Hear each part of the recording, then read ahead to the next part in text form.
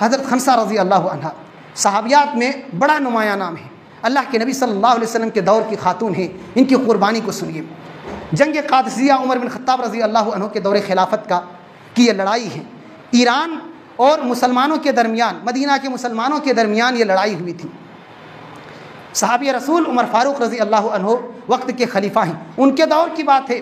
حضرت خنسہ رضی اللہ عنہ اپنے بچوں کو اس جنگ میں بھیجتی ہیں،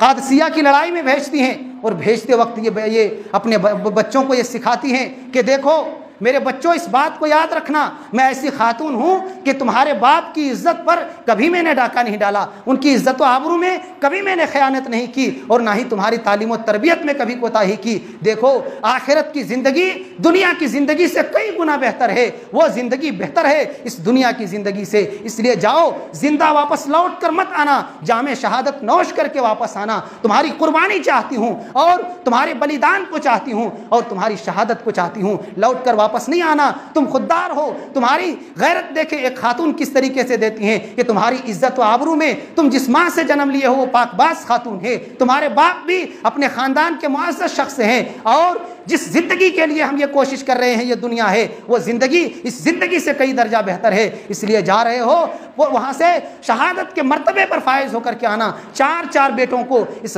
جنگ میں بھیج رہی ہیں اور یہ نصیحت کر کے بھیجتی ہیں۔ سارے کے سارے بیٹے جب شہید ہو جاتے ہیں اسی جنگ قادسیہ میں، لڑتے لڑتے جس جنگ میں مسلمانوں کو فتح ہوتی ہے، ان کو یہ خوشخبری ملتی ہے کہ خنسہ تمہارے چاروں کے چاروں بیٹے اس جنگ میں شہید ہو گئے ہیں، تو وہ جو جملہ کہتی ہیں وہ لکھنے کے لائق ہے، انسان کو غور و فکر کے اور خصوصاً ماؤں کے لیے بہت بڑا پیغام ہے۔ وہ کہتی ہیں الحمدللہ الذی شرفنی بقتلہم وارجو من اللہ ان یجمعنی بہم فی مستقر رحمتہ، کہ اللہ رب العالمین کا شکر ہے، اس کے لیے سارے حمد ہے کہ اس نے مجھے یہ مرتبہ عطا کیا ہے۔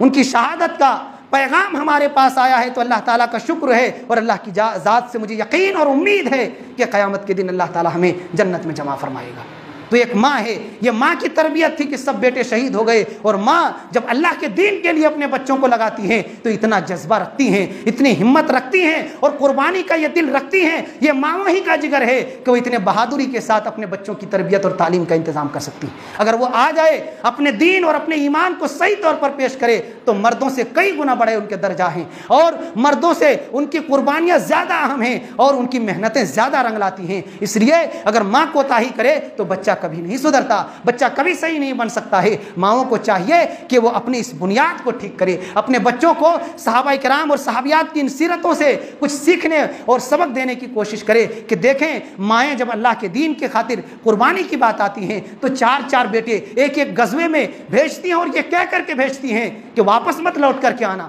تمہیں واپس دیکھنا نہیں چاہتی ہوں، جنت میں ملاقات ہوگی، تم اللہ کی راہ میں اپنی جانوں کو لٹا کر کے آنا، قربانی دے کر کے آنا۔ تو یہ دین کے لیے اور اپنے بچوں کے اچھے مستقبل کے لیے ماؤں کا جذبہ ہوتا ہے۔ یہ اپنے بچوں کو، کون ماں ایسی ہے جو بڑھاپے کے سہارے کو لٹانا چاہتی ہو، لیکن وہ جانتی ہے کہ یہ دنیا کی زندگی کوئی معنی نہیں رکھتی اگر بچوں سے جنت میں ملاقات ہو جائے۔ اللہ اس قربانی کے بدلے، اس جذبے کے بدلے اگر ہمیں جنت دے دے تو اس سے بڑی چیز کوئی نہیں ہو سکتی، کوئی نہیں ہو سکتی ہے۔ اسی لیے کہا کہ اللہ کی ذات سے یقین ہے کہ اللہ جنت میں ہمیں ایک جگہ جمع فرمائے۔